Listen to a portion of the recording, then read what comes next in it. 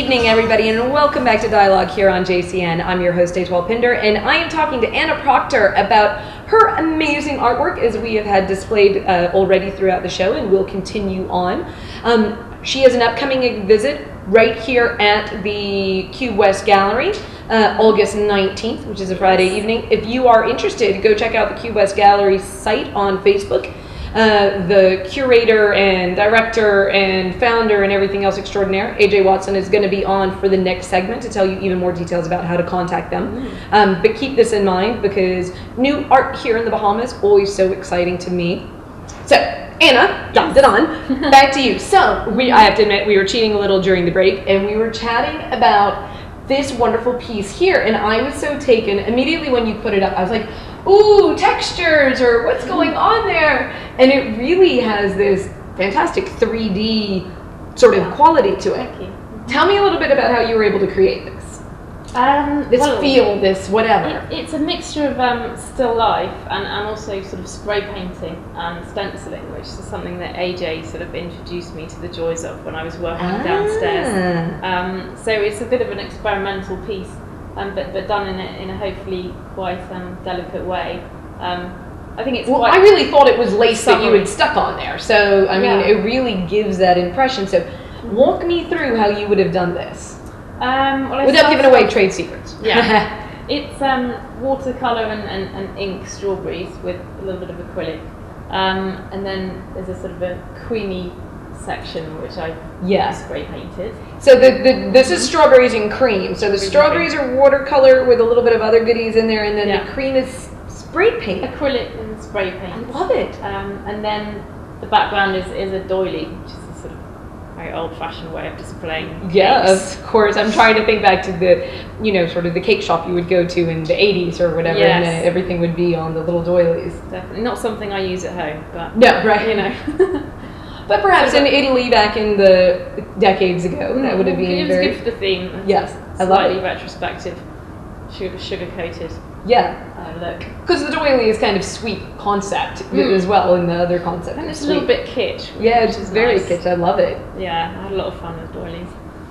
So, but again, this is a painted doily here, essentially. The doily is made out of paint. I've used the doily as a stencil, so the paint that you can see is the holes in the actual doily. Right. And I've just cut it into a frame, basically. Because it's incredible. It really does. I don't know if everybody on the watching on the other side can see, but it really does seem like she actually has a pink doily down. That's what it looks like. That there's a physical object there, and not that it's made out of paint. Which, again, these sorts of things get me very excited, because I would have no more idea how to do that than anything else. And is that a bit of lace that you have stuck on top? That's a bit of lace that I've spray painted through. So I've just kind of cut a little segment and then black spray paint on top, and some other colours, fluorescent, and some red ink. Okay, so this obviously not such tropical fruit though. This would remind me more of, say, the UK. This is more of a British summer, Wimbledon. Yeah, gonna have your strawberries and cream. Spot of tennis. So I love how you've been able to cover so many different sort of cultural concepts and different sort of. You've got the suite with the circus, which for me is definitely not Bahamian, but is just sort of this concept that's out there. Universal, I suppose. Yeah, exactly. It's a global theme. The girl in the beginning had that sort of very retrospective 70s Bahamian, except that she had pink hair, and now we're going over the other side of the Atlantic. It's wonderful. I love this. And is that sort of representative of you, that you feel like you're pulling in different bits of your perhaps multicultural background, or? Yeah, well, I'm still, fairly attached to my home country, even though I'm living here, Yeah. So yeah, it's always part of my life. It's not something I can leave behind. No. But it's wonderful. Fully embracing the Bahamas at the same time. It's great, and you'll see that in, I think, one of the upcoming pieces that we have for the next segment has a little bit more of our fruit. So we got all sorts of things going on here. There's so much colour and light and vibrancy here that it's hard not to be inspired by it. And what do you see for the sort of the future of your art? You're going to do this show now, obviously coming up very soon. Is this something that you'd like to continue doing? So have another show like next year or in the next 6 months? What's your feeling with the future of art?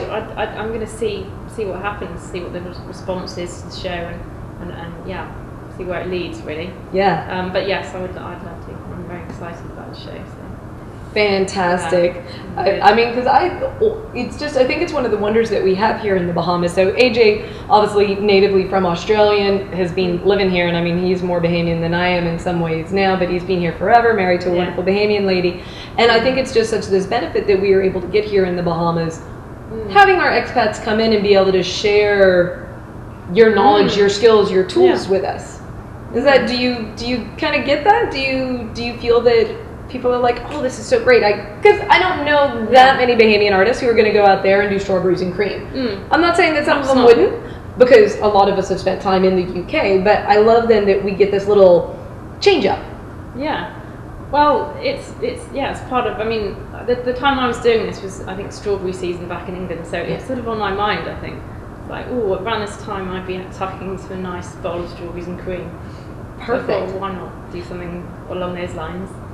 Well, and it's great because with all the travel I do, I always, you know, when I have to spend July 10th away, when I was in college, for example, in the States, July 10th, we had to do this thing called sophomore summer. So of course, I'm a Bahamian stuck in New Hampshire, July 10th. What did I do? I took up a bunch of conch, you know, so we had conch, I made peas and rice, I made macaroni and cheese, and, you know, I think us as Bahamians, we're very good at being ambassadors where we go, so I love it when we have people who are living here sort of kind of little mini ambassadors for their culture as well. Well, I still look at the BBC websites. I often go to BBC. Well, so do I, Bill. Yeah. BBC Food for recipes is fantastic. So whenever I need to make anything, I have to think about that. BBC Food for recipes. I'm an Epicurious. Yes, you would love that.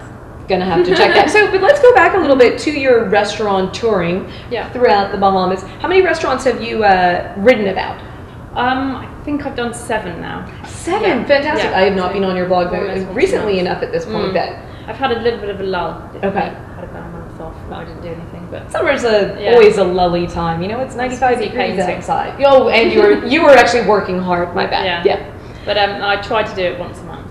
So, do you feel that you can say what your favorite restaurant you've eaten at in the Bahamas has been so far? Is that allowed? Oh, wow.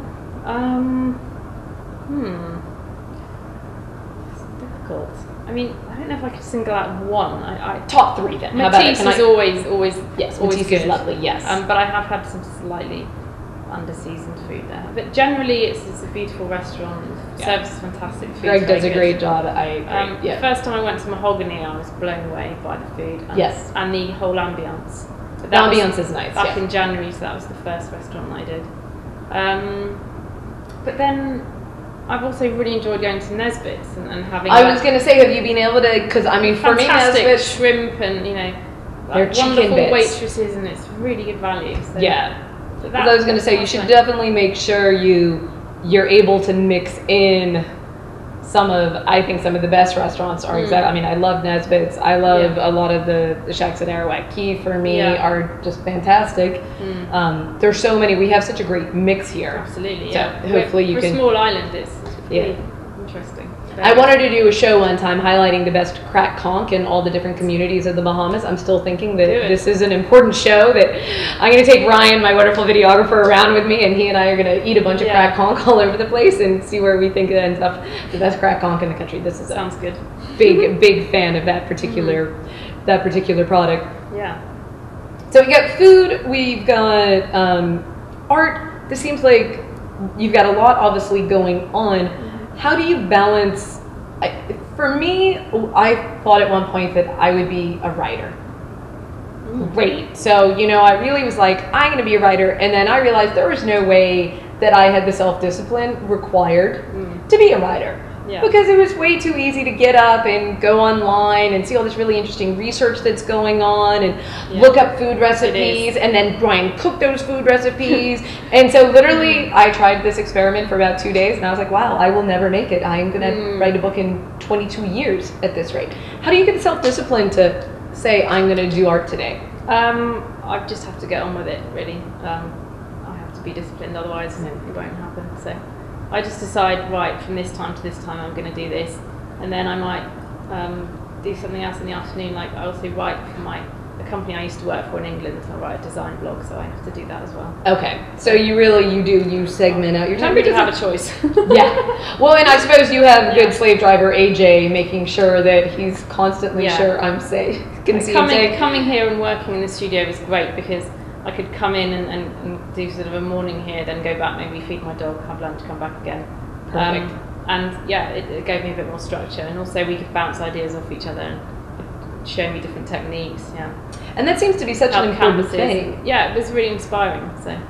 Because I've done quite a few shows at pop-up studios, and it seems like they have such a great setup there where they have sort of this commune of artists in a way, and in the very positive way, and that they really are a community and able to bounce ideas off each other, which again just strikes me as so different from this concept I have of Van Gogh sort of, you know, painting by himself in his insanity off in the corner, you know, swirling away, slightly mad. Yeah. So it's good to see. I think this is a much healthier way of making art, and no critique if you happen to be a Van Gogh out there, but you know, I think at least that this is a wonderful way to be able to create this wonderful creativity, to create wonderful art within our country. So yes, indeed. I'm very excited. And it just, you know, stops you from going too lonely, and it just makes it much more interesting, I think. Yeah. So you would like to continue on with art. Would you again do it around a theme if you did another show? Would that be an idea? You'd continue with the concept of having a theme? Otherwise it's just too loose. I think it's good to have some sort of framework. Do you have any ideas popping in your head about where you're still so focused on sweetness and joy? I don't know at this stage. I mean, I sort of know what...